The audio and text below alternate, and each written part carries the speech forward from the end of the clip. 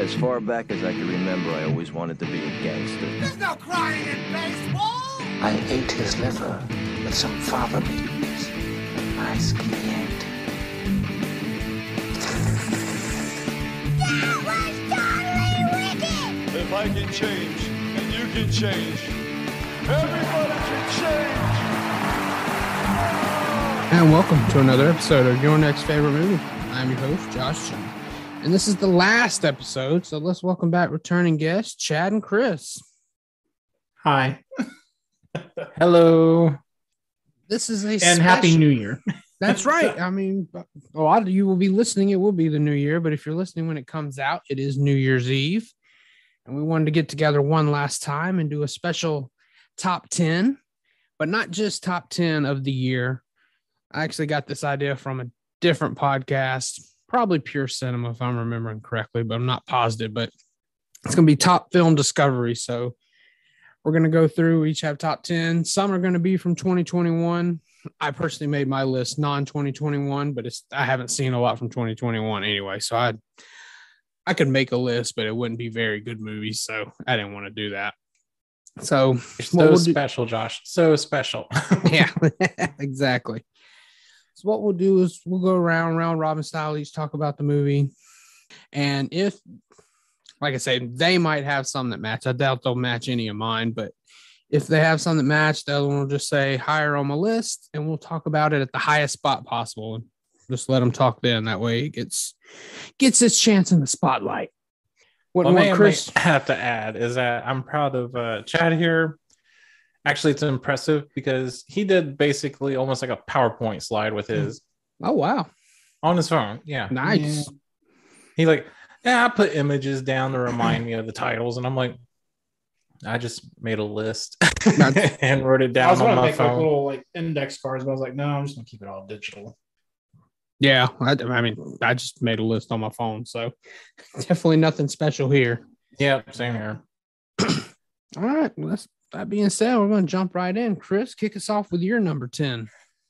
Oh, well, let's see. We were discussing earlier about how I made my list basically 2021, and then I also put together kind of a list that's film discoveries of different years and stuff like that. So I'll just go with the 2021 stuff, what I got right here. So I have at number 10, The Suicide Squad. That came out recently, a couple months ago.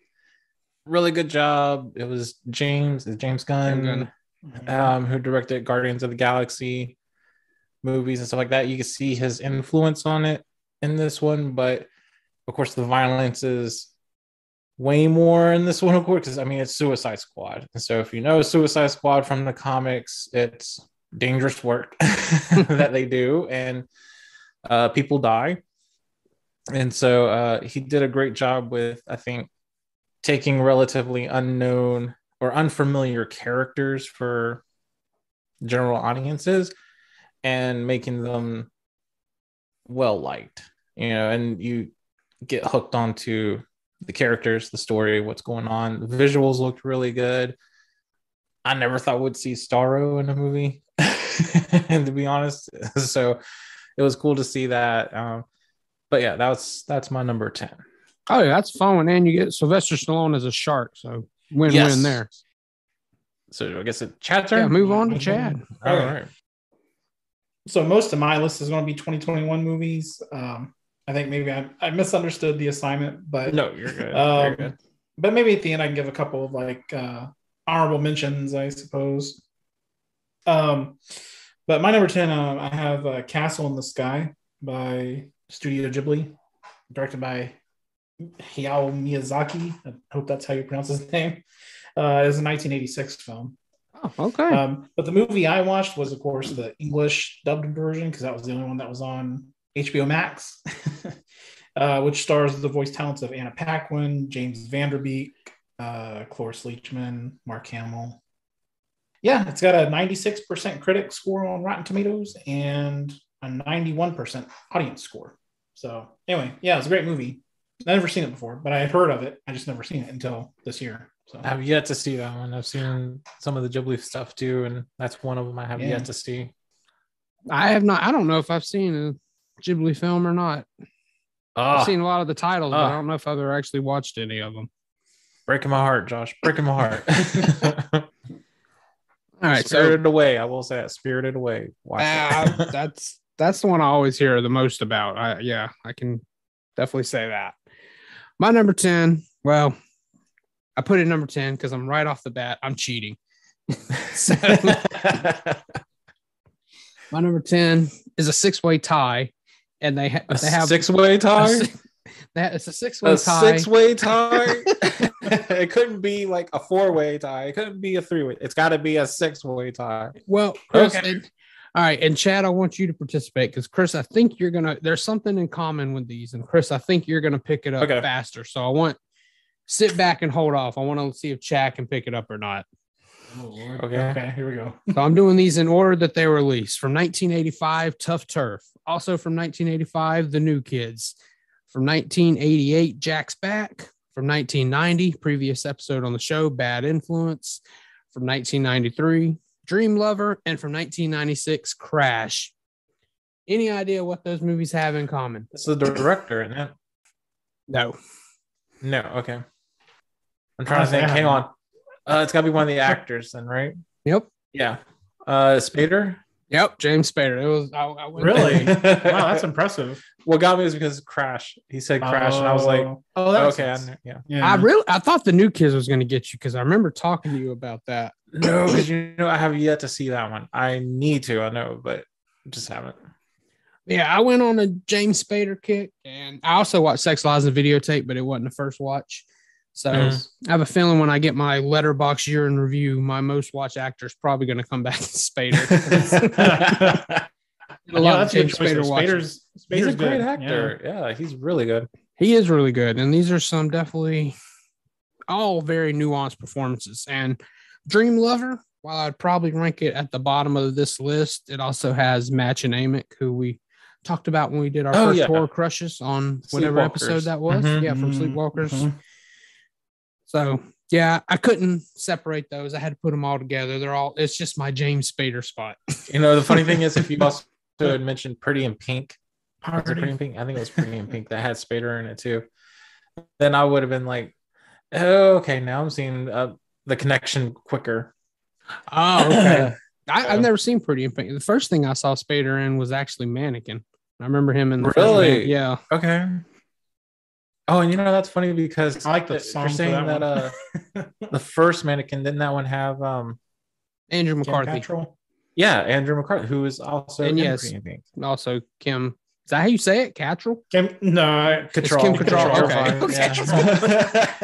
Okay. Chad, I'm just being crazy. Dumb. He's trying to throw you off, Josh. Yeah, really. I was like, I always thought it was Cattrall. All right, let's move on. Your number 9. Okay, so number 9, I said The Eyes of Tammy Faye. Just extraordinary, if anything, extraordinary performances. I really loved how committed the actors were to Andrew Garfield and Jessica Chastain, especially Jessica Chastain, who is, I think, if you were to see her nominated, I think, throughout the award season. She's already got the Golden Globe nomination. So I think, just awesome performances all around, and actually pretty well done. I think in terms of how they did. Gosh, maybe the rise and fall of the story. Well, the rise and fall of them, but like, is it like 30 years or something? Like it's a few decades there, because it pretty much ends in the early 90s. Because you're following Tammy Faye's journey particularly, but just when it comes to the part where it's like their rise when they're on the top, the transformation on Jessica Chastain is just incredible, and you really feel like as if you're seeing Tammy on screen. It's just crazy, and I didn't know how much of a influence that she really did have in terms of she wanted to be, I don't want to say necessarily in charge of business, but she wanted to make sure the business was done right or fair for people, because she was a very loving person, kind of naive too, to an extent. To a fault. Yeah, to a fault. So I, just that she really was more of that Christian person who loved people for who they were. and it didn't matter who they were, their background, or anything like that. She just was like, well, no, everyone's got kids and stuff like that. So it's just a really good a biopic. I enjoyed it. There's not a whole lot of biopics that I really like because they kind of turn out to be really the same in a lot of ways. But this was one that I actually ended up enjoying a lot. It was really well done. Yeah, Jessica Chastain really knocked that portrayal out of the ballpark there. She did. I like Vincent D'Onofrio as Jerry Falwell. Oh, yeah. He was such an asshole. But yeah, Vincent D'Onofrio. Only he could pull that off. Yeah. Andrew Garfield, he was a great actor as well. So, yeah. So, Chatty, your turn. So for my number 9 spot, I've got a movie called The Platform. Oh, yeah, I watched that. It's a Spanish movie. I don't know if I want to pronounce the director's name because I'll butcher it. But his last name is Gastelu Urrutia. I'm curious. I think it's a 2019 movie.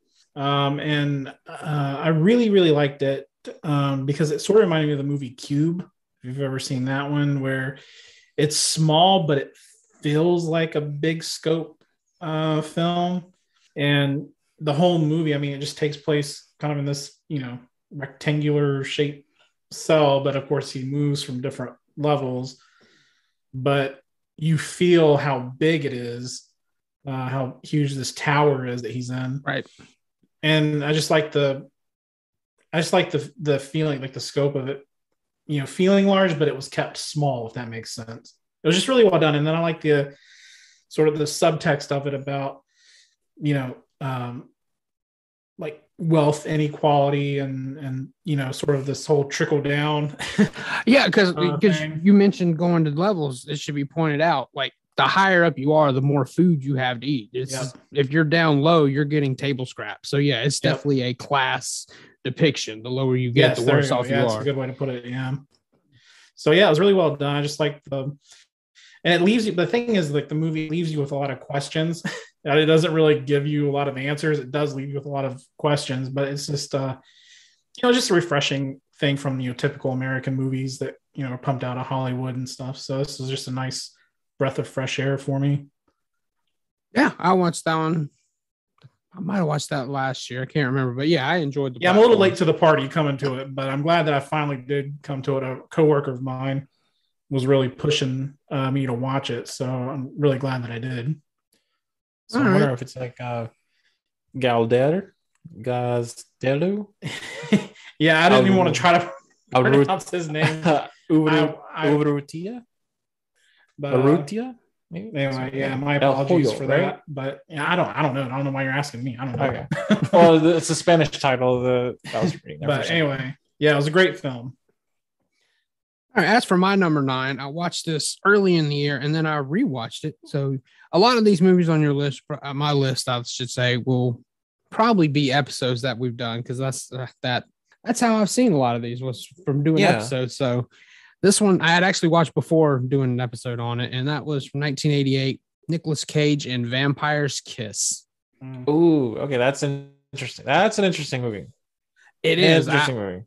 I mean, the character of Peter Lowe, just the fact that he puts on this strange accent the whole movie, it's just mind-boggling. And look, this is all you need to know. It's got the single best rendition of the alphabet you will ever hear in a movie, and it's worth watching alone for that. That is, sing it, Josh. Sing it. No, I can't do it. All of a sudden, I was just thinking of the count. Sorry, doing the insert clip here. I actually, when I did the Vampire's Kiss episode, I inserted a clip of him doing the alphabet in that episode. Nice. Oh my god, that's great. Yeah, I haven't seen it in a while, but man, Nicolas Cage, that's a wild performance there. Yeah. And Chris, I'm going to ask you: did you see The Color Out of Space? I did. Mm-hmm. Did you notice in the last third he turned into Peter Lowe with his accent? Like he went full Peter Lowe in the last third of that movie. No, honestly, I wasn't even thinking about it because I thought, at least in that movie, I felt like the director kind of subdued him brought him in a little bit where he wasn't too over because Nicolas Cage, he tends to, a lot of his movies is over the top. This one, it actually brought it down a little bit. So that way it made sense for the performance and for the movie. But towards the end there's a point where he does get a little wild. and when he go, yeah, you're right. No, completely agree. The first like 2/3, he's definitely subdued. It's a straight man performance. But when he goes wild, he goes full Peter Lowe. Yeah. And I was like, I didn't even think about that. And it's probably because I watched them both this year that I noticed it. Like you said, you haven't seen it in a while, so I can understand. Yeah. So, Chris, before we move on to your number 8, I just want to break off every now and then. I got people they gave us their list, so I'm going to break them in here throughout the show. So first off, I'll start off with our friends at the Digital Dissection Podcast. And some of the movies they watched, first-time watches for them were Get the Gringo, starring Mel Gibson, Blood Creek, starring, Michael Fassbender and Henry Cavill. He put Fassbender and Cavill. I'm guessing that's who he's talking about. The Count of Monte Cristo, starring, Jim Caviezel and I'm going to guess Guy Pearce. He said Pierce. Yeah, I remember that one. Guy Pearce. And Hollow Man. He didn't put Kevin Bacon, but that's the only Hollow Man I know. So same here. I was like, is it the Kevin Bacon one? That's the only one I could think. That's the only one I gotta guess he's going with. What's her name? Elizabeth Shue. Elizabeth Shue. Thank you. Yeah. I was like Andrew Shue's sister. All right, Chris, go ahead and do your number 8. Oh, right. Hang on. There we go. Number 8. I said because I had I know it's going to be probably a little bit of a controversial opinion for some people, perhaps, but I put Halloween Kills. That one I had a blast with it. I enjoyed it. I know it wasn't particularly as maybe sophisticated as the first movie was well written. This one kind of takes things over the top to an extent, but I enjoyed it. I still think it was a nice little chapter in what they're doing. And I think I kind of see where they were coming from, but they just kind of dialed it past 10. And maybe if they dialed it down just a little bit, it would have been maybe a little more, again, sophisticated, perhaps. But Michael, I thought was just, I don't know, there was just a lot of great scenes, and especially some of the kill scenes, which were just absolutely brutal. And I liked a lot of the camera shots, angles. Yeah, it was fun. It was good. I enjoyed it. So that was one of my top 10 there in terms of definitely 2021 films. I actually had Halloween Kills, but it's on a different spot on my list. But yeah, I enjoyed it. I mean, pretty much for the same reasons. Yeah, I have no problem with that. Probably if I had done 2021, I could see it making the bottom half of my list. It wouldn't be top, but right. Number 8's a good spot for it, I think. What was your number 8, Chad? Oh yeah, sorry, my number 8 film. It's a Chinese film that I saw called Rigor Mortis, directed by Juno Mak, and it's a 2013 film. 65% critic score and a 57% audience score. And this movie is just crazy because it has like everything. I mean, it's got ghosts, vampires, witchcraft, kung fu. Oh, wow. It's highly stylized. And the thing that I really like about it is it brings in, a lot of different like Asian superstitions and folklore to it. So yeah, it was just it was a fun film. I really liked it. So yeah, I have to probably look that up too. It sounds interesting. All right, my number 8. I'm going back just a few years. 2018. Bo Burnham's 8th Grade. Have either one of you seen 8th Grade? No, I can't say I have. Is that the title sounds familiar? I'm just trying to think who was in it. It sounds familiar, but go ahead, Josh. Okay. I know the title. I've heard it. So it's put out by A24, so you know what kind of know what kind of film you're getting when the A24 label's attached to it. Yeah. I think the main girl's name is Elsie Fisher, but she's playing. It's 8th grade, so she's 13. Like it starts off, you see her. She's making these YouTube videos, like giving advice, right? So you think she's some kind of big YouTube creator, but as you get to know her, she's really just a shy girl. She's creating these videos, but at one point they're showing the views and like nobody's watching these videos. She's creating them basically for herself, trying to make herself feel better. And as a grown man in his 30s, it's uncomfortable, but it's supposed to be, because you're seeing, I mean, at one point she gets forced to go to this swim party, and all these girls are wearing these 2-pieces, but she doesn't have that perfect body, so she's having to wear a 1-piece and just kind of slinking off by herself. It's just really well done. Bo Burnham, actually, first time I saw Bo Burnham was in Promising Young Woman as an actor, and then I realized he actually directed movies. So, but yeah, that's my number 8. 8th grade works out for number 8 very well. There you go. Well, let's see. For me, I picked at number 7, The Last Matinee, and it's a Argentina film, and takes place in 93, and it's a slasher horror film that takes place at a movie theater. So you have it's this big storm that happens, so everyone is pretty much just went home and whatever, but just maybe a select few people that decide to stay for this next movie showing, and it's a horror movie, which is kind of funny because it's a real movie you can actually find on Amazon and watch too. It's called Frankenstein Day of the Beast. So you got this movie playing on the screen while stuff is going down. You have this interesting little group of people that are in the movie theater, and then this killer just decides he's going to show up and kill people in the theater. So he just plans it out. And what I like about it as well is honestly when it comes to a lot of the slashing scenes, the kill scenes, it reminds me a lot of giallo films, Italian horror films, because it's pretty graphic, it's brutal, and it has some of those kind of exaggerated shots with some people's terrorized expressions.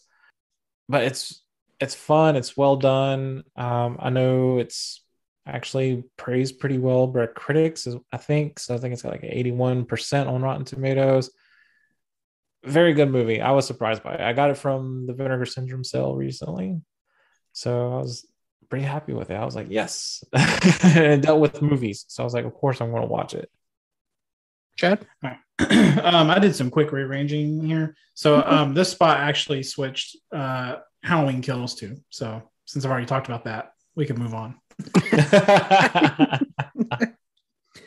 All right. So my number 7, I'm sticking in 2018. I'm going with Jonah Hill's directorial debut, mid-90s. So this movie is kind of like the closest thing we'd get to a modern day Kids, basically. Like, this kid's like 12 years old. His brother beats the shit out of him all the time. He sees these kids at the skate park and he thinks they're cool, so he starts hanging out with them. You don't get as much sex. You get like maybe 1 or 2 scenes of the sex stuff, because like I said, it's the closest thing you'll get. You're not going to get it. They're not going to be able to do that anymore. I doubt it anyway. Yeah. Kids was pretty crazy. Yeah. Came out. But you get him hanging around, drinking a lot, doing some drugs. It's constant language. So if you get to a point where you don't like bad language, you're not going to like this movie, because it's a ton of it. But it's a lot of good performances. I think everybody did a good job. And as I said, as I was watching it, I was reminded of us watching Kids, because we grew up watching that movie, which is kind of a weird thing to say. but And it was a favorite pastime of ours. It was just something that would come on like HBO out of nowhere, and we just got stuck watching it. And it would even come on sometimes during the daytime on HBO. I remember watching it one time during a daytime moment, but I used to thought it was a documentary, the way that it was filmed. Yeah, I had that. I thought it was actually real the first time verite I saw it. It did. Yeah. Feel to it. Yeah. Yeah. Like I watched this with the wife. She hated it, but I loved it. Yeah. That's it. Go ahead. All right. Let's see. I guess it's my turn again. I keep thinking like there's something else that's going to happen after Josh, and I'm like, oh yeah, it's supposed to be me talking. So at number 7, I put Disney's Encanto. That one really well done. The soundtrack will get addictive. Wait, I have a question. Are we at number 7 or number 6? Yeah, I think that should be your 6, Chris. Oh, you sure? Okay, good. You were throwing. Yeah, number 6. I got Encanto. Mm-hmm. You said number 7. Did I say number? I'm sorry. Number 6 is Encanto, because throwing me off. Last Matinee was number 7. Okay, so number 6 is Encanto. Okay. Soundtrack addictive. It's really good. It's by Lin-Manuel Miranda. So, guy who did Hamilton. So, if you're familiar with his music style for musicals, then you're going to love it in this He film. also did the music for Moana. And Moana, thank you. And that's Josh's favorite song. But yeah, you got the animation is just gorgeous in this one. You really like the hair strands look real, but then so does the environment itself, which is little things like even the tiles of the house that they're in just looks real. The debris looks real that happens in the movie. Characters are lovable, and you definitely get an idea where this one talks about family, your role in family, and how how I think sometimes we all question about our importance as far as like how significant we play in our family, and we don't necessarily realize sometimes how loved we are or how special we really are despite our flaws or whatever. So good film, good-hearted film, great music, great animation. Couldn't recommend it enough. All right, cool. So my number 6 spot is Godzilla versus Kong. That's a fun one. That's a Legendary Pictures and Adam Wingard. Yeah, this movie, again, it kind of leaves you with more questions than answers, but who cares? It's just dumb, loud, stupid, and fun. So yeah, just give over to it, and fun watching giant monsters go at it. Like exactly. Yeah, I was gonna say like the logic, that whole Middle Earth thing or whatever. Middle Earth, or Gandalf. Yeah, like I mean, it's ridiculous, but you still can't help but get caught up into the action of things, and you definitely like Godzilla and Kong in this movie as well. And yeah, it's good. And then of course the extra monster is a real nice surprise too. So I'm a big Godzilla fan, so I gotta give it 2 thumbs up too. Yeah, it was a fun movie. Yeah, no, I had a lot of fun with that one. Chad, you may say it leaves you with questions, but did it leave you with this question? Because this was a question that a guy at work had when he saw the trailer. And if it's something I would never thought about. He said, now where are they going to get enough metal to make that platform they're standing on when they fight? And I was like, what? That's what you're worried about? Yeah. No, I'm not sure when it comes to the boat I fight. didn't question. No, I was like, I know they're huge in real life, so capsize or like that's a good question because I'm sure they would have been way over the weight limit for that. You would think, right? Especially both of them on it. That's my thing, though. I'm like, wait a minute. Now you got this giant lizard creature and this giant gorilla, and you're questioning where they got enough metal to make this, and not questioning the monsters themselves. Yeah. Okay. Right. Whatever. Well, and then one thing to think about is that at this point, they've already been attacked by monsters. So they've already had to step up their game in terms of weapons as they can and structuring and engineering, as I would imagine. So we'll just leave it at that.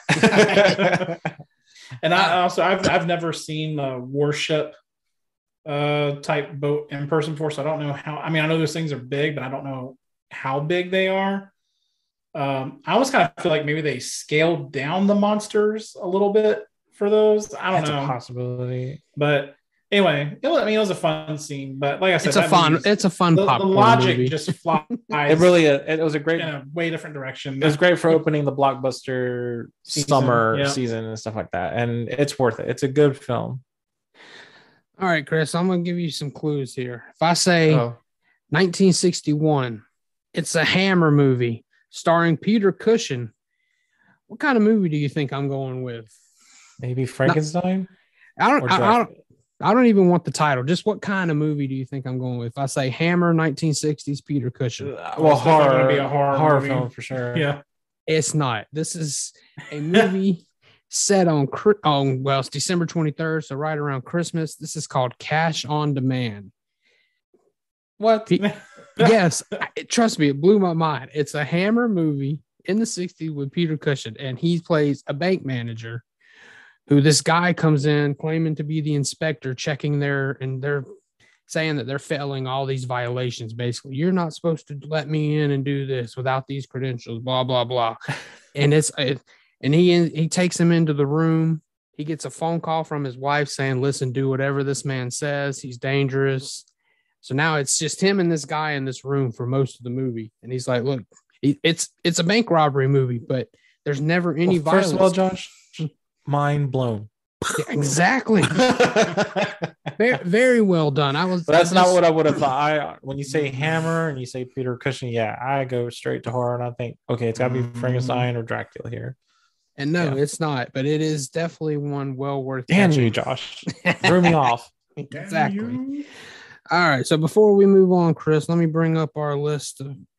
Let me bring up one more. All right. My buddy CJ at the Talking Shiz podcast, he brought up A Boy Named Christmas.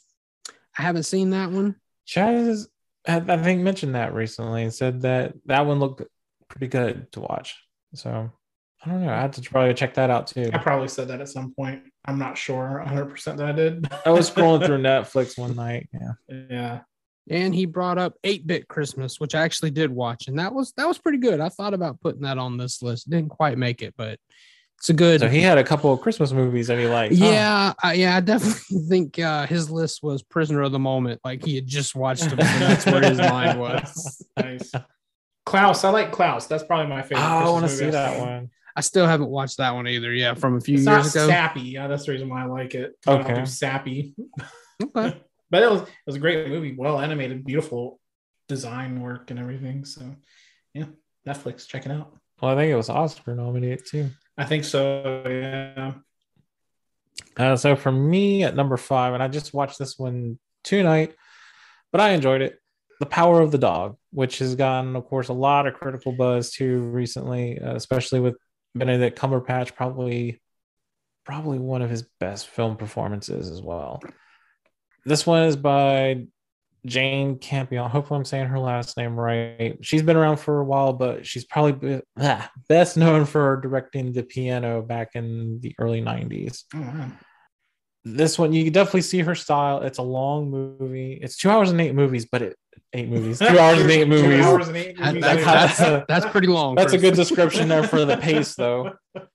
But you see her style, and you got Kirsten Dunst and Cody McPhee or something like that. Schmidt McPhee, yeah. Okay, I know he's in it as well with a really good performance too. I enjoyed that one.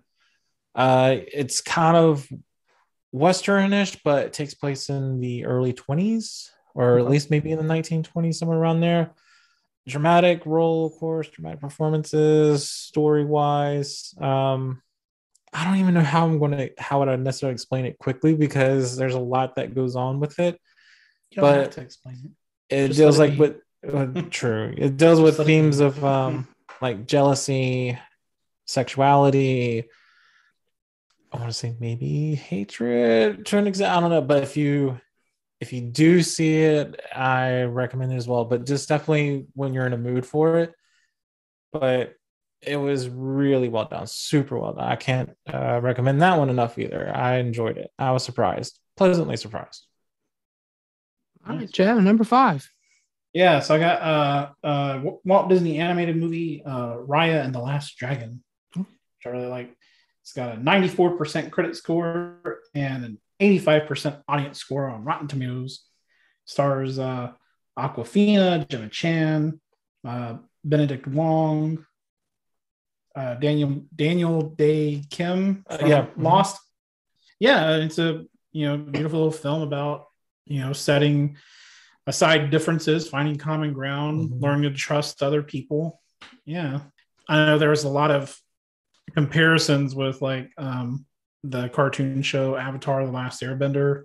You can kind of see it, like a little bit of the style, maybe. Yeah, but I mean, it still has its own originality for it to stand apart, and I just really enjoyed it. I mean, it was a beautiful, beautifully made film. Yeah.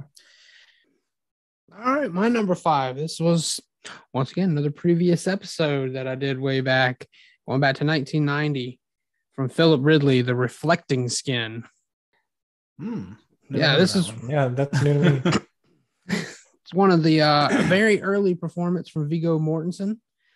I can't remember who I don't know any of the other people that were in this movie, but it's about this.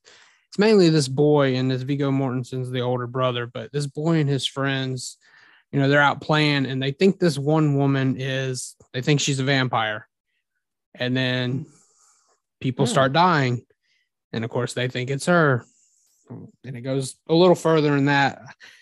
I don't want to get too much into it. I don't want to give anything away, but it's beautiful to look at. Like, it takes place somewhere in the Midwest where there's like lots of wheat. Right. And like literally they hand painted all the wheat to make it look so beautiful for the movie. So it's just a marvel to look at. So I just highly recommend checking that out. The Reflecting Skin. And you said what year? 1990. So it's after prison. Okay, it's after prison, but yeah, him and Texas Chainsaw Massacre 3. It's the same year as Texas Chainsaw Massacre 3. Same exact year. Wow. Okay. All right. So that one up. Chris, before you get on, let me go back to our list. Sure.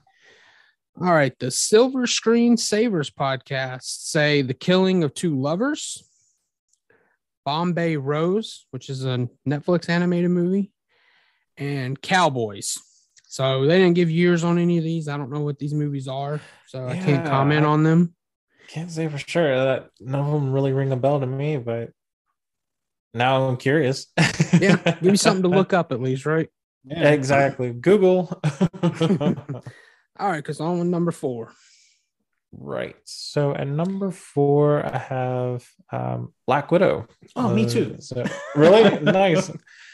Okay. Now this one I was really surprised about as well, because when the trailers were coming out for that movie, it just didn't really appeal as much to me. I thought maybe it was just going to be some sort of, honestly, maybe some sort of spy movie, just kind of a run-of-the-mill spy movie. But this one, it has that Marvel flair, so they did such a great job with explaining more into Natasha's history, where she comes from. You definitely feel a lot more for the new characters that are there, especially the newest one, her sister Yelena. Florence Pugh, amazing. And I'm so glad she's now in the MCU and was just recently in the Hawkeye series and did a great job. She's funny, but just badass. And of course, Natasha, the character in here, Natasha Romanoff, she's badass in this movie as well. They did a great job hyping, I think, with the action for her character. It's not like your run-of-the-mill spy movie by any means. It's really, really well done, super well done. And you fall in love, I think, more with the Natasha character this time around too, especially after Endgame with with Infinity War and Endgame. So yeah, great job. It was a great movie. That's a lot of my same thoughts as well. And I think what's kind of interesting about this movie is that, even with it being, that sort of comic booky film, or it's still a tragedy film. It still is. Yep. So there's definitely the drama in it. Different. And the other thing I liked about it too is that it wasn't like a typical superhero movie. Mm-hmm. Agree. Which, I'm kind of falling into that superhero fatigue, I guess. So it's nice to sort of get something a little bit different. But I have to say, I think they've changed that up a little bit. That formula, because you're seeing definitely a lot. I know this is kind of a maybe pretentious word, but you're seeing a little bit more sophistication with the writing in terms of maybe character direction and their emotions and the drama as well that happens between them and other characters. Mm-hmm. And this was no exception. And this one, it felt a little bit more, I would say maybe a little bit more serious than a lot of the other MCU movies. Like this was it could have been a little bit more violent if they went in that direction, in all honesty, because it was pretty serious topics and discussions in this film. So it was different, and it was well done. Yeah. Directed by Kate Shortland. That's right. Who honestly doesn't really have a huge resume to her name, but she did a hell of a job with the movie. Yeah. Oh, no question about it. Great action sequences too.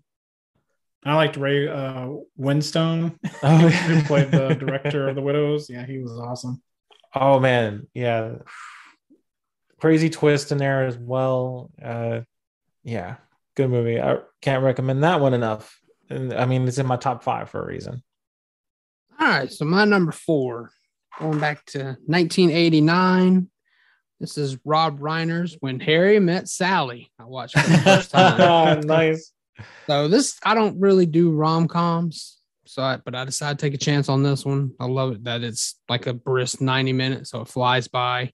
Yeah. Honestly, I'm not going to say too much because spoiler alert, we'll be doing a deep dive review on this in February. So Josh did the homework early. He did do. Yeah, I watched it without knowing we were going to do this. So and honestly, like I've never seen the movie like all the way through. I've just seen like chunks of it. Here. So it's going to be interesting and it's been a long time since I've seen anything of that movie. So it'd be nice to sort of, get back in and actually watch the film and talk about it, especially now that you consider it one of your top 10 discoveries of the year. Yeah, I was that's surprised. pretty big. I was surprised by how much I enjoyed that. All right, Chris, before we head back, let me go back to our list. This is my buddy Kyle over at the My Drunk Movie Theater podcast. He watched Snowpiercer. That's Bong Joon-ho, right? Bong Joon-ho? Yeah. Yeah. That's a good one. He watched Speaking that. of MCU, it's got Captain America in it. Yeah, it does have Chris and Evans. it's got right. the ancient one in it. And the ancient. Yeah, that's right. That's right. Tilda Swinton. Oh, okay. He also watched Let the Right One In. I like that. That was a good movie. Yeah. I can't remember. Where's that movie from? I cannot remember. You remember? Is it a Swedish? Is it I think it was Swedish? Swedish. See, okay, Swedish that's what I was thinking Norway? too. I don't know. It's one of those northern European countries. I just don't remember which one specifically. What do you think? You got the boy who's blonde and blue eyes. Oscar. So I mean, like, yeah, and Oscar. So I mean, that's kind of sounds Norwegian of a sort. Doesn't it? Yeah. And then he listed Wait Until Dark from 1967. That's one with Audrey Hepburn where she's blind, if I'm not mistaken. Yeah. Amazing movie. Yeah, that amazing was movie. good. First And time I saw that one too, and that one just kind of blew. I was like, "Holy crap! They did this is so good." Yeah, he says we watched all of these over the past year or so, and they all hit perfectly in their genres. So when he says we, I don't know if he means him and his co-host Trisha, or him and his wife, because I know Kyle runs their Twitter, so it could be him and his wife or him and his co-host. But either way, check out My Drunk Movie Theater. In fact, I'll recommend you guys listen to My Drunk Movie Theater because the best part is they're both movie theater managers. Mm-hmm. So part of their show is telling all the stories that they have to deal with. Oh man, I could probably relate to that. So it's really fun just for that reason. Yeah. All right, Okay. First, back to your list and let's go on. Oh, to number 3. great. So number 3, I have it's a British film. It's called Censor. That came out as well. I got that through. Well, actually, I got that through the Black Friday sale too with Vinegar Syndrome and stuff. It's one of their partner labels. Oh my god! Okay, this one's a bit of a mind fuck, but it's so good. But what I really love about this is that it kind of tells the story of the whole video nasty era, especially with what took place in Britain and how they handled those movies. You have this character, her name is Enid, and she's a censor. So she plays part of this board where they watch violent, nasty horror movies and all that stuff.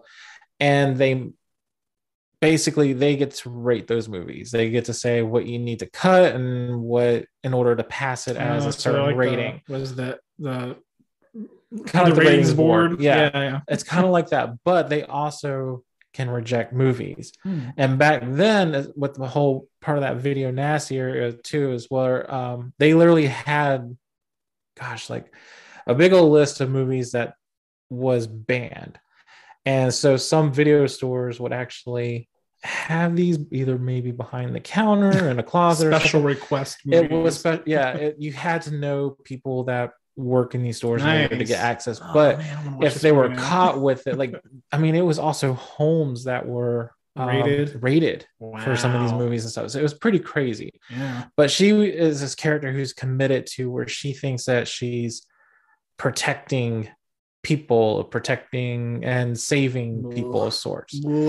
But also you find out with her is that there's a trauma that's happened with her where she was a kid. Her sister went missing when they were kids, and she completely doesn't remember what happened. But she was the last one who saw her sister. So she sees this one movie that has this actress that looks like her sister, and she starts to try to hunt down who this woman is, and crazy shit unfolds. And the visuals, the visuals is great, but like I say, you got to really pay attention to the movie because it is a big twist. And it's from Magnet that distributed it, and with Magnet Films, they kind of release weird films. So it's great. I was surprised. The performance by the girl who plays Enid in this movie was just fantastic. I wish she was getting nominations for award season as well, because she did an amazing job. Okay, nice. For me, another mainstream movie, Shang-Chi and the Legend of the Ten Rings. Good one. Yeah, this one again, kind of in the vein of Widow is, it's not a typical superhero movie. No. It has some of the tropes, I suppose, but otherwise it's kind of just treated as like a myth film. Yeah, it's kind of a mythical fantasy of sorts, but then also very action heavy, I guess you could say, because especially where you're kind of when he's going on his journey, and what you learn about his past is like it also has that underground battle arena stuff. So it's, I don't know, it's really interesting because it kind of gets a little gritty, somewhat, just a little bit, but then enough to have the superhero tropes, but then it gets into a fantasy element towards the end, which is different, but it's a good ride. And the villain in that movie is probably one of my favorite top Marvel villains, the Tony Leung, who's the actor who plays the father in the movie. Wenwu, I think is his name. It was amazing, and I thought it was hilarious that like the internet was like thirsting after Tony Leung. Hey, he is gorgeous. I even say he's gorgeous. The man is chef's kiss. But anyway, it was great. It has a 91% rating on Rotten Tomatoes, and it's got a 98% audience score. So it's done pretty well for itself. It's a good film. Yeah. All right, for my number 3, Awkwafina's in that one too. And Awkwafina's in that one too, just like she was in Raya and the Last Dragon. Yeah. Okay, so Awkwafina is your top rated actress of the year. she's become really good though. She's and actually, I remember seeing her drama film that she won the Golden Globe for, the Farewell. It was interesting to see her in a more serious role. So the girl's got chops. She's got some good acting chops. All right, for my number 3, I'm going with another British bank robbery movie. This is Strong Room from 1962. Oh, I haven't heard that one. Well, I was listening to a podcast where Edgar Wright and Quentin Tarantino basically, when during quarantine, they decided to watch a whole bunch of British movies, and then they went on a podcast, the Empire podcast, I think, and talk about them. And Quentin Tarantino highly recommend. Like when you talked about this one, I just was like, I need to watch this. And it's like 75 minutes, so it's very quick. It's available on YouTube to watch. But these guys, they're deciding to rob this bank. It's Labor Day weekend because they know they get an extra day to try to get away with what their plan is. The plan is to go in on a Friday afternoon. They know that the only person that's going to be there is the cleaning lady. They're going to be able to break in, get what they need, go. They have an extra that Monday the bank will be closed, so they were going to tie the cleaning lady up, leave her there. She'll be found. She can go 3 days without. But for whatever reason, I can't remember the reason, but the bank manager decided to keep himself and this teller lady there late that day when they decided to do it. They end up getting locked in the vault, and the vault's airtight, so it's losing air. Oh no! And then you find out also that the woman, she's got breathing problems. So with her losing air, she's going to die quicker. So there's 4 guys robbing this bank. They're on the run. But one of them, he's like, dude, we can't, like, bank robbery is one thing. We can't go down for murder for this. We got to go back. And they're arguing. They end up splitting up into groups of 2 because 2 of them are brothers. So they have one brother go with each team because they didn't want the brothers together. But so then it becomes a race against time to where can they get back? Can they save her? Because she's losing air. Damn. It sounds very like almost kind of an Alfred Hitchcock suspense kind of movie there too, a little bit, because he made some pretty good ones too. That sounds like a similar story that he would tell. It's very well done. Like I say, 75 minutes, available on YouTube. Can't go wrong. You won't be mad. Even if you don't like it, it's barely over an hour. You'll be fine. Right. It won't make you mad. So, all right, Chris, before we get to number 2, let's go back to our list. All right, and this is the Metalcore Nerds podcast. And they say the two biggest guys. Yeah, the two biggest movie surprises of the year for him were Coda and Free Guy. I haven't seen either one. Me either, but Free Guy seems like it's been kind of everywhere on people's mouth. Coming out people's mouths. I feel like I've seen that everywhere this year. I've heard a lot about Coda actually, because it's got that what is her name? Marley Matlin, the deaf woman. Oh yeah. Because I mean that's what Coda means is children of deaf adults. So that's what the whole story is. So she's in it. Okay. Yeah. Gotcha. Okay. Because she won the Oscar many years ago too. She was like one of the youngest winners for Children of a Lesser God. Right. Like that was in the 80s, right?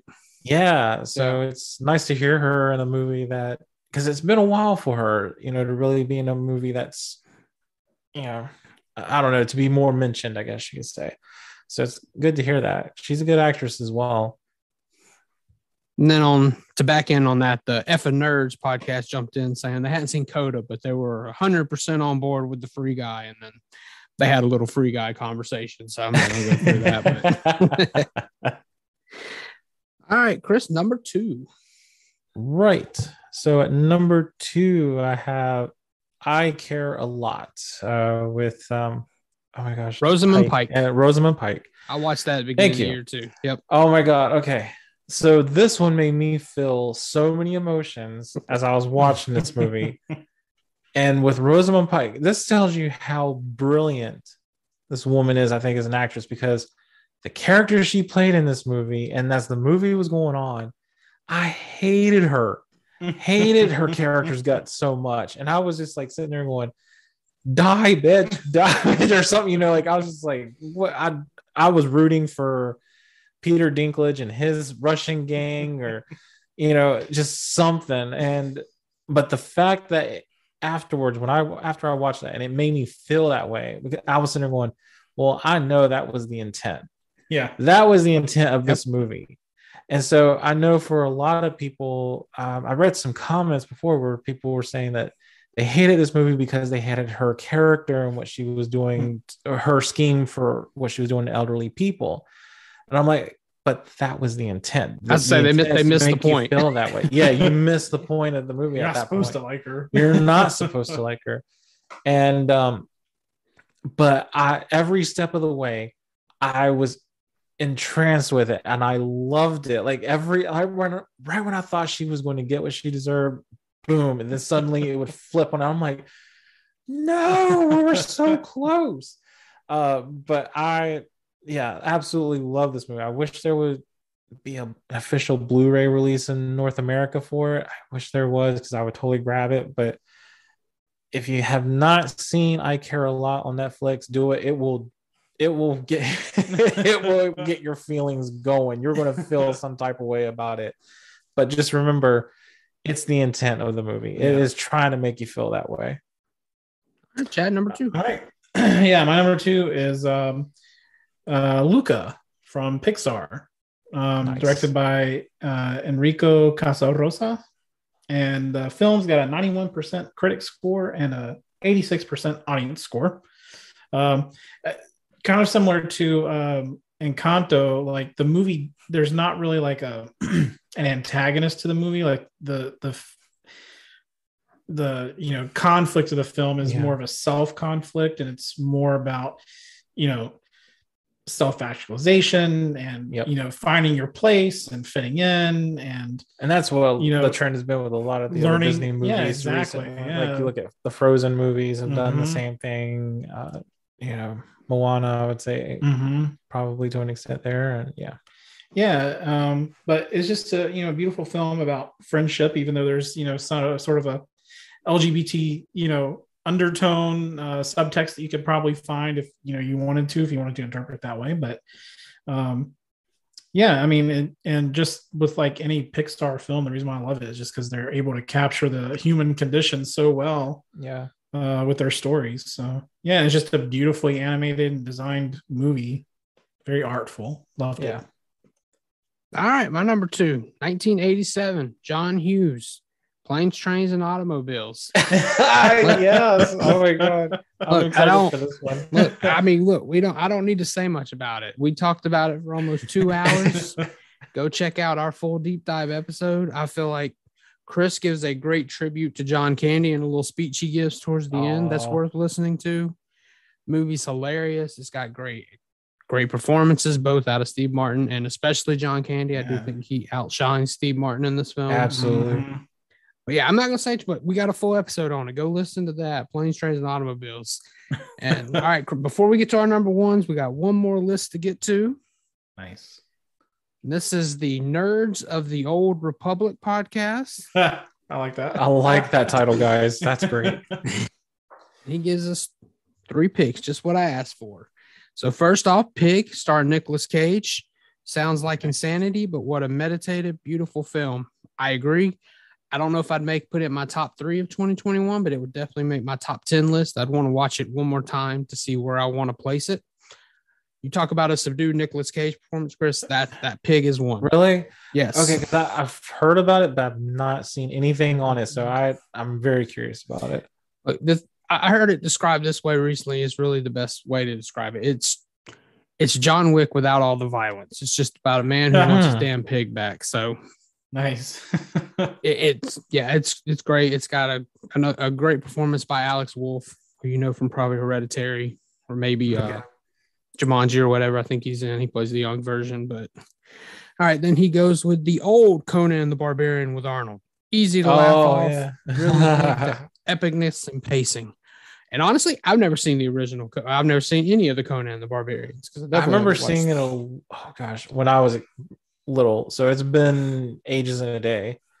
But I mean, it's considered definitely one of the Schwarzenegger classics. When you look on his filmography, that's going to be right somewhere on his list. Yeah. And then for their final pick, they went with Nightcrawler from just a couple years ago with Jake Gyllenhaal. I haven't seen that one. Yeah. I haven't seen that one either, but I know everybody loved it. Yeah. So he says He says a fascinating subject, intensely acted as you'd expect. And yes, I watched this for the first time. Maybe if I had watched it this year, it would have been high on this list because Nightcrawler is fantastic. I highly suggest you both watch it. Okay. I watched either last year or 2 years ago. I can't remember, but yeah, I was highly impressed with Nightcrawler. I mean, one of the things I'm always usually hooked on is Jake Gyllenhaal anyway. So, I mean, hey, top 10 guys. Just, I think that director followed it up with that Velvet Buzzsaw with Jake Gyllenhaal. Okay. All right, here we are. Number 1, guys. Oh, so I guess I go? Yep, you get it. All right. Josh, so this is a drum roll. This is kind of funny. Oh, yeah, do you like Christmas Vacation? Well, it's kind of funny because Chad, my number 1 is your number 2 selection, actually. So Luca is my number 1. Oh, wow. My number 1 pick. So I enjoyed this one because I think it was just really it's a simple, feel-good movie. Vibes, man. This movie is vibes. It really is. And I absolutely love the animation in this one. It made me want to sit there and go, okay, I need to somehow get to Italy. So I need to somehow make that happen one day. But I don't know. I just love the simple storytelling with this one and it's cute and you just can't help but fall in love with it. And, you know, the friendships that are made and it just kind of takes you back. I think if anything, it kind of brings a little bit of nostalgia feeling because it makes me think of my childhood and my friendships with, you know, you guys and stuff like that. So it just kind of reminds me of that. Yeah. It's wonderful film, feel good movie, heartwarming. It'll tug at your strings a little bit, I think. You got a little bit of fantastical element because of the two boys and their where they come from and who they are. A literal sort of fish out of water story. Exactly. And, Yeah, very much so. Yeah, and what's the thing they say in there too? Like, don't be a Bruno. So I mean, I love that. It's cute. And then in Encanto we don't talk about Bruno. No. So Bruno was a popular name this year. I feel like we're gonna have lots of babies born this year, next year. Please don't. Bruno. Please no Bruno name. Please no. Yeah, I can tell you, my kids go around all the time saying Silencio Bruno, Silencio. Yes. Bruno. Yeah. Oh yeah. But I love it. It was just such a beautiful film. I enjoyed it. So it was my number one for the year. I know it's kind of a surprise in some things, but it was so good. Yeah. You're right, Chris. I would have never have guessed that. So there you go. Yeah, exactly. Never surprised you. All right. So my number one film this year, which I feel like is a lot of people's, is Dune. I don't blame. It's a lot of critics' favorites too. I mean, there's been such good word about that movie, and I'm surprised I haven't seen it yet. I wasted the time to not see it when it was on HBO Max. From Legendary Pictures. It's by, I'm going to butcher his name because I can't pronounce the director's name. It's like Denis Villeneuve. Yeah. Good director. 83% critic score, 90% audience score. So the audiences really like this movie more than critics did. Stars Timothée Chalamet, Rebecca Ferguson, Oscar Isaac, Josh Brolin, Stellan Skarsgård, who was amazing in this film and completely terrified me. And it also has Zendaya, even though she's a very small part of the movie, but big name, got to get her out there.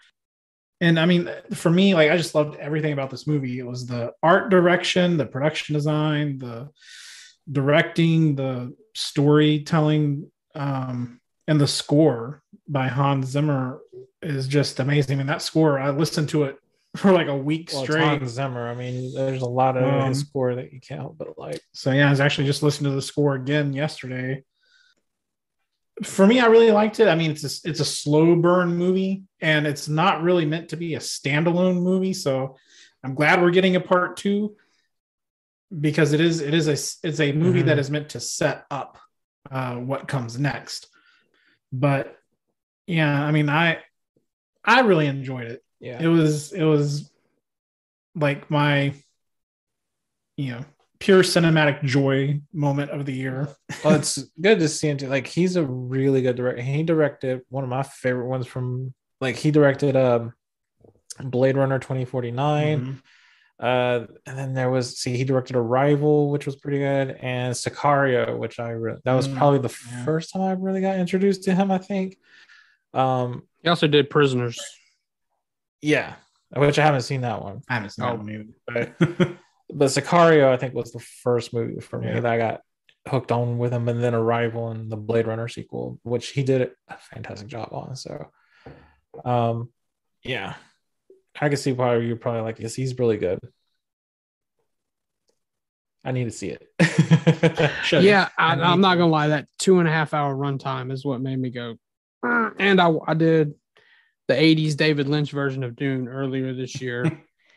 And it just didn't have me rushing out to go, yeah, I want to see what they do with this new one. So, all right, my number one, 2016, directed by John Carney. I'm taking you guys over to Ireland. This is Sing Street.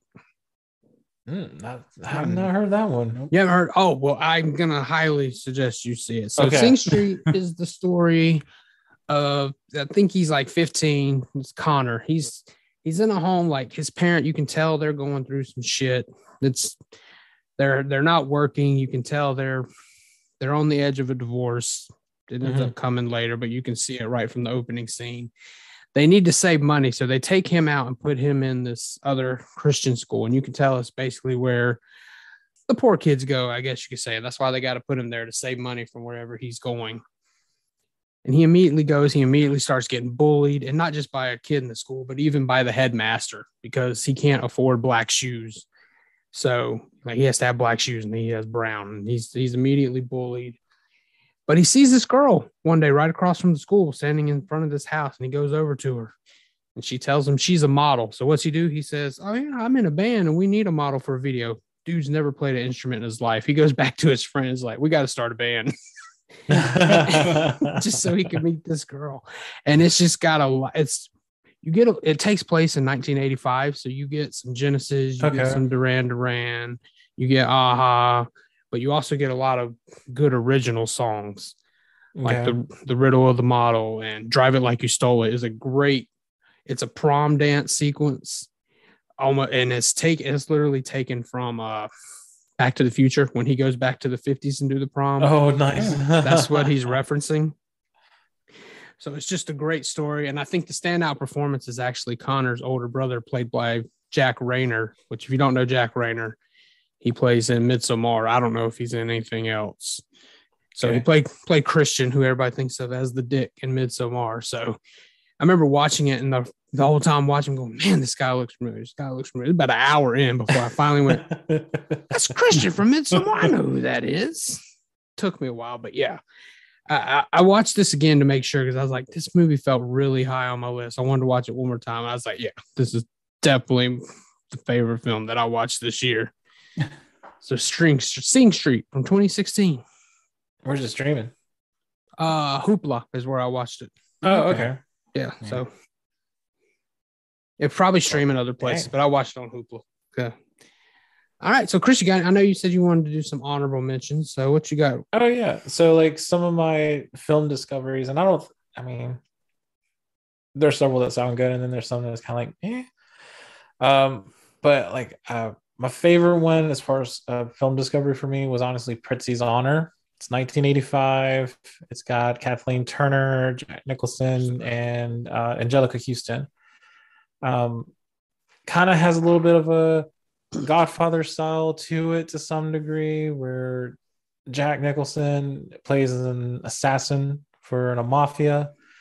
He falls in love with Kathleen Turner, who's also an assassin, and things get a little crazy with what happens there, and especially with Angelica Houston's character thrown into the mix because she's the daughter of the head guy or the grandfather that runs the mafia and stuff like that. Who, by the way, I think is William Hinckley or something like that. You would know if you saw him. He always usually played the old guy, even though he was like maybe in his 60s and the 80s. But usually, so you're talking about William Hickey? Yes, thank you. That's it. Yeah. Okay. Yeah. He's in it. So good movie there. Totally recommend it. As a matter of fact, it's probably gonna be one of the films I'm going to recommend for maybe the poll or something one day. The other one, also The Final Girls from 2015. Great. I like the way that it plays up, the horror, 80s horror, stuff like that. And it tugs a little bit on the heartstrings there. Yep. That's for sure. Also, The Kindred, 1987, another horror creature feature. I was surprised by that one. I was like, why have I not seen this? How have I missed it? So it's one I've wanted to see, but I haven't. Oh, it's good. I enjoy it. Cat People, 1942. Oh, the original. Okay. Nice job. Yeah. Really good film. It's kind of a little bit slow, but the way it builds up things and uses the environment as kind of a suspense way is well done. And then this one kind of surprised me. I know it's campy, but Lady in a Cage, 1964, Olivia de Havilland. I did not expect it to be what it was. And it's pretty brutal to some degree with what happens in there and with some of the characters that are in it as well. So I was surprised with that one. Children of the Night, pretty cool vampire movie, 1991. It's on Amazon Prime streaming as well, but not a very good video quality. I think it was... I can't remember if it was... No, not... I think it may have been a Fangoria production, believe it or not. The Hunger, 1983. Susan Sarandon, Catherine Deneuve. Hopefully I'm saying her name right. Also, nice take on the vampire mythos. Dead and Buried, 1981. I had always seen the cover for that. Like every time I was at Blockbuster as a kid, but I just never rented it. But this year was the first year I actually ended up getting it, and then I watched it, and it was pretty cool. Don't Torture a Duckling, 1972. I don't know. I've seen a lot of Giallo film over the years, but this one, it's nice to kind of get back into it as well and see a little bit more of it. Is that one Fulci? I believe. I feel like, or no, maybe no. It's, Yeah, it's Fulci. It Yeah, is it's Fulci. Fulci. Okay, thank you. I But thought yeah, it was. Yeah, it's nice. It's really it's actually kind of different than what I'm used to, because I'm usually used to him doing, like, say, Zombie. With how gory and gruesome it was. But if you want to see different Fulci, watch The Devil's Honey. The Devil's Honey. That is different. I have to check that one out. Let's see. And then lastly, also The Lamp, or AKA what's also in America has been known for years as The Outing, 1987. It's a regional film, Texas film. Also another kind of creature feature. It sort of reminds me of Wishmaster before there was ever Wishmaster. As it deals with kind of a creature genie in that one as well. But it's very it's not a person in makeup or anything like that. It's also campy. Okay. But that was definitely interesting. It was pretty cool. So yeah. So just a couple honorable mentions there. Oh yeah, gotta throw this one out. Good comedy, Barb and Star this year goes to Vista Del Mar. That was good. Funny. Real funny stuff. Chad, you have anything? Yeah, well, I can't really follow Chris's extensive list, but I'll give that's fine. I don't have that many either. I'll give like 3 or 4. Two of them were already mentioned earlier. One being Planes, Trains, and Automobiles. Because I mean, I'd never really seen that movie like all the way through. Again, it was just one of those movies I'd seen like large chunks of, so I sort of pieced it together. But being able to watch it was a real treat for the first time all the way through. The other one is Encanto. Just beautifully animated, hands down. The third one is a little late to the party, and I know I risk cancellation when I say it, but I'm not like the hugest Tarantino fan. But Once Upon a Time in Hollywood, that was really good. I went into it kind of slogging my way into it, but I'm really glad that I did, because it was excellent. So thanks, Josh, for pushing me to to give that one a try.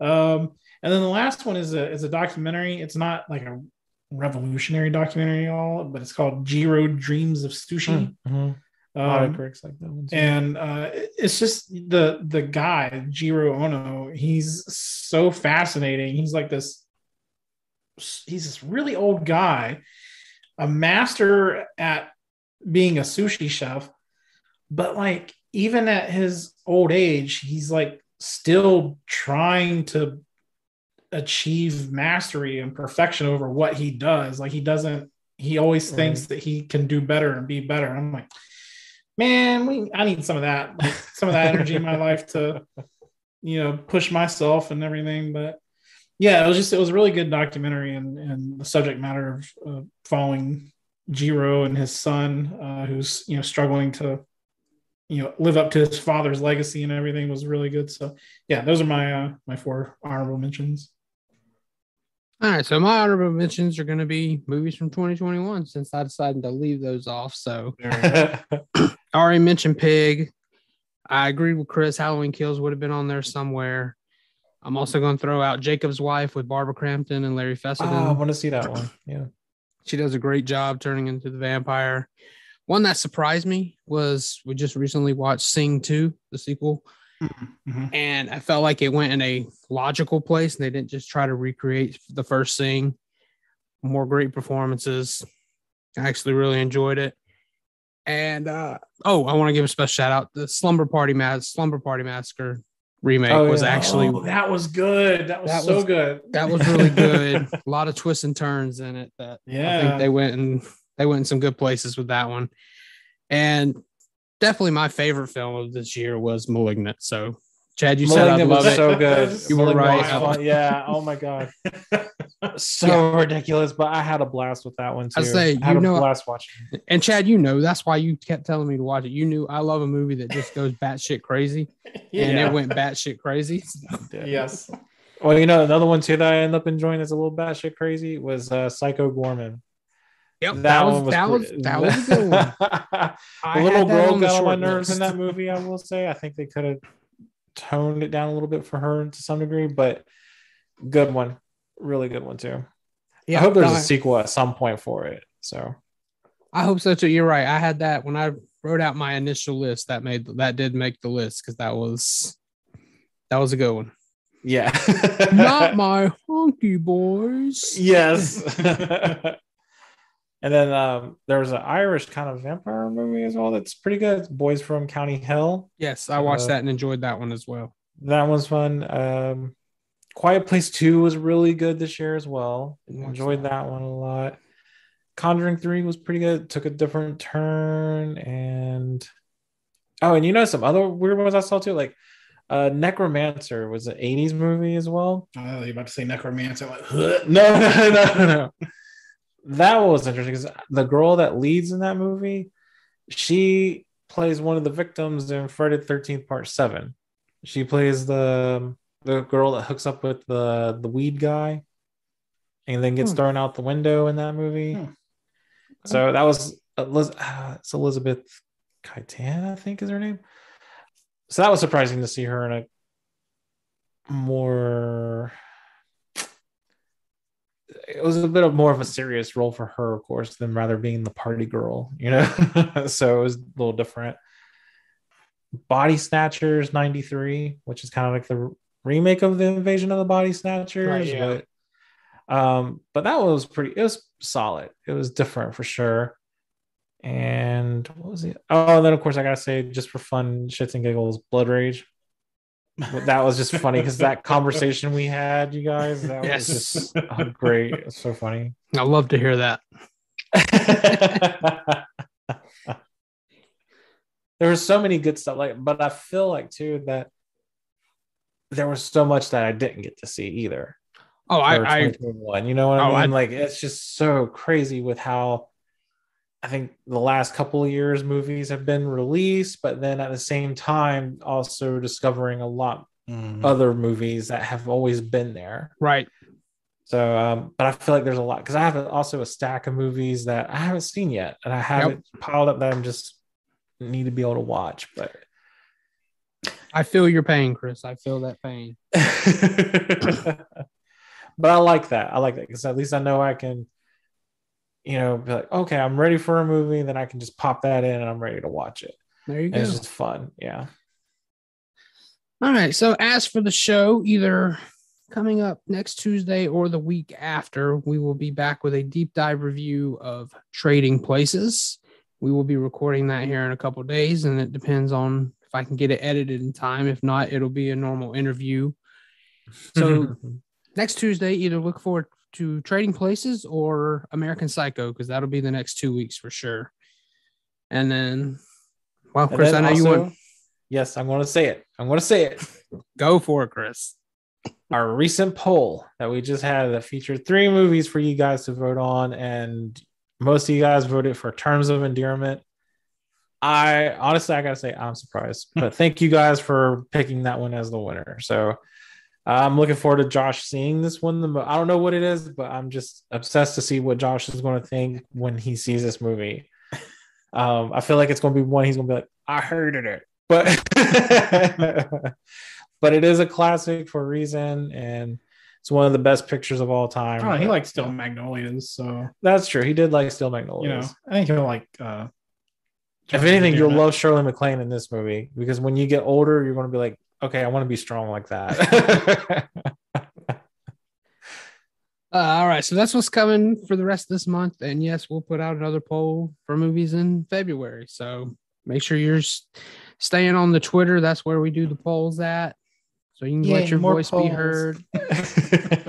And when we do a movie, I put up a post about it and give your thoughts here, and we'll read them here on the podcast. So yeah, tell us your thoughts. Exactly. Tell us your thoughts, guys. If you've seen the movie, if you haven't seen the movie, let us know, and I'll still read it. Just saying, hey, I've never seen it. Okay, that's fine too. A lot of these movies I'm watching for the first time. So look, I get it. So when you get a chance, guys, tell us over the next couple of days, have you seen Trading Places? And if you have, what did you think about it? Is Yep, it one of your favorites? So if you're Or listening if to you've this, traded places with somebody, give us that story too. there you go. So if you're listening to this on the day of the release, I'll be putting out that post probably tomorrow. So I'll probably put that out Saturday morning. Yeah, and this will be out in the morning. So yes. And All don't right, forget, guys, take awesome bubble baths. Bubble baths. Oh, Chris, you got it in there, didn't you? I got it in there. All right, guys, we're gonna wrap this one up. Chris, tell everybody where they can find you. You can find me on Instagram and Letterboxd at X Topher of Oz. I think Letterboxd is X Topher I think CBC Monkey. I think it's CBC Monkey on Letterboxd. Okay. But definitely Instagram, it's X Topher of Oz. And then also Twitter is CBC Monkey. So you can find me also through Josh's Twitter as well. You usually see him have me linked somewhere on there. You can follow me on Twitter and Letterboxd, Green Screen Grin, all one word. And I'm also newly minted on Instagrams. So you can find me on the grid. You can find my grid on there. I don't have much right now, but we'll see. Maybe it'll grow. Also, Green Screen Grin, all one word. I just make it easier for everybody to find me. There you go. Yeah, and as always, you can find the show at ynfmoviepod on Twitter and Instagram, available wherever you get your podcasts. Check out the YouTube channel. I know I've had an interview go up there at least in December, and I got a couple more coming up in January, so check that out. And we already talked about what's coming next week, or at least the next 2 weeks, so let's look forward to that. And until then, you guys take care, and I'll talk to you next time.